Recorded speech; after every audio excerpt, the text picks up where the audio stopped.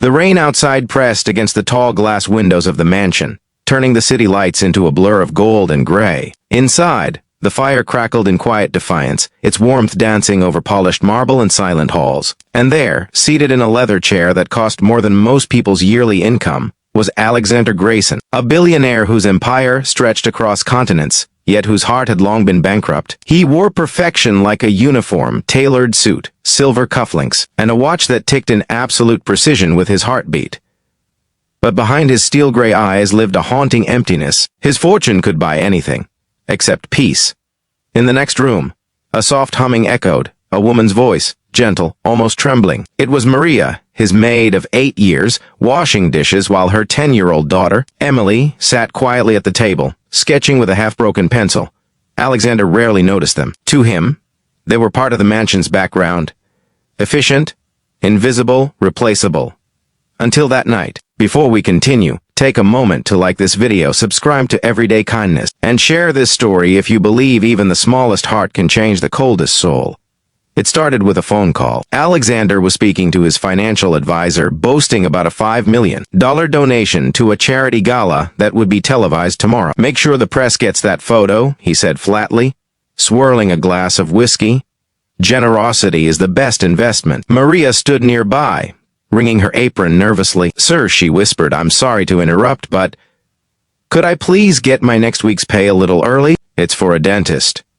I've had this toothache for days." He didn't even look at her. "Maria, not now. You'll get your pay on schedule. Don't bring personal matters into my business hours." The words sliced through her softly spoken dignity. She bowed her head. "Yes, sir." Emily had seen it all, her mother's trembling hands, her forced smile, and his indifferent eyes. Later that night, when the billionaire finally entered the kitchen for a late coffee, Emily stood by the counter, her tiny hands folded behind her back. "Mr. Grayson," she said, her voice small but clear, "can I ask you something?" He raised an eyebrow.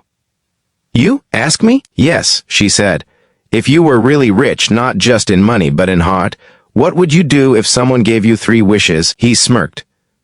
"Child, if I had 3 wishes, I'd wish for 10 more.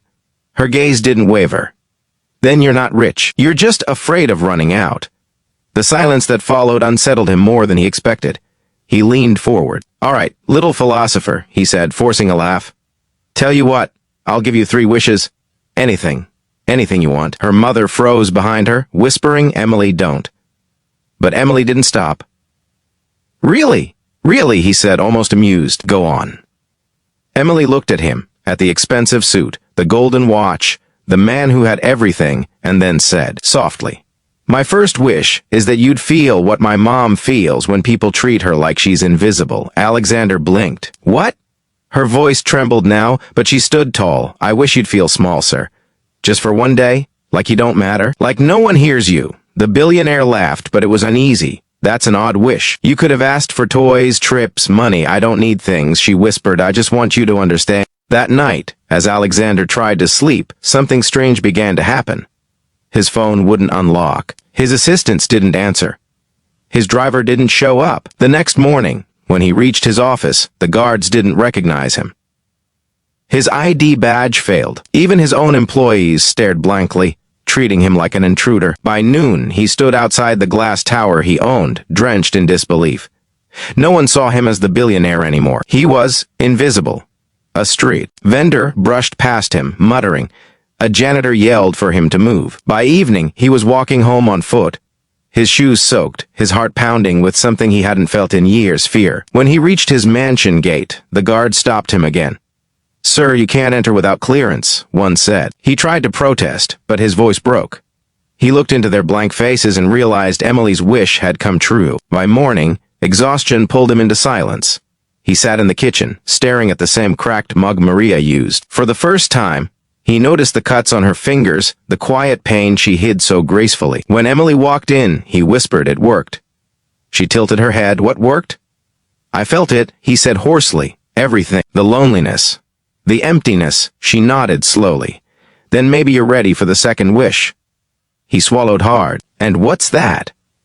"I wish you'd smile for real," she said. "Not the smile you use for cameras. The one that happens when you do something good, not something that looks good. For days, he thought about that. He canceled meetings, walked the city streets, stopped at shelters listening to stories he'd never cared to hear. He helped a struggling mother carry groceries, bought lunch for a man sitting alone. For the first time, he didn't post about it. And one afternoon, as he watched Maria and Emily laughing over a small, burnt batch of cookies in the kitchen, he realized his lips had curved. Gently, honestly. A real smile. Weeks passed, and then came the third wish. Emily approached him again, her notebook clutched to her chest. "You've already given yourself the first two," she said softly. "You don't owe me this one." He knelt beside her. "No, Emily. You said 3 wishes. What's the last one?" Her eyes glistened. "I wish my mom wouldn't have to work for you anymore." The words struck him like thunder. "Emily, do you not trust me?" he asked, pained. "It's not that," she said, looking at her mother's tired face. "I just want her to live, not serve, to rest, to smile, to be free." He lowered his head, then stood. The next morning, Maria found an envelope on the kitchen table. Inside was a letter, handwritten, and a set of house keys. "Maria, you've served me for years, and I've never truly seen you. Emily's wishes opened my eyes. You now own the cottage by the lake, fully paid, under your name. No more cleaning after people who forget your worth. Thank you for raising a daughter who reminded me what wealth really means." If this story touched your heart, please like, comment, and subscribe to Everyday Kindness. Your support helps us share more stories that remind the world that compassion is the truest form of wealth. As the sun rose that day, Alexander drove quietly to the lake house just to see from afar. Through the window, he saw Maria smiling, really smiling, as Emily painted the morning sky with watercolors. He didn't go inside. He didn't need to. For the first time in his life, the billionaire realized he didn't want to buy anything. He wanted to feel something. And thanks to a little girl's impossible wish, he finally did. Sometimes the richest people are the ones who have the least, because they still have hearts brave enough to wish for kindness.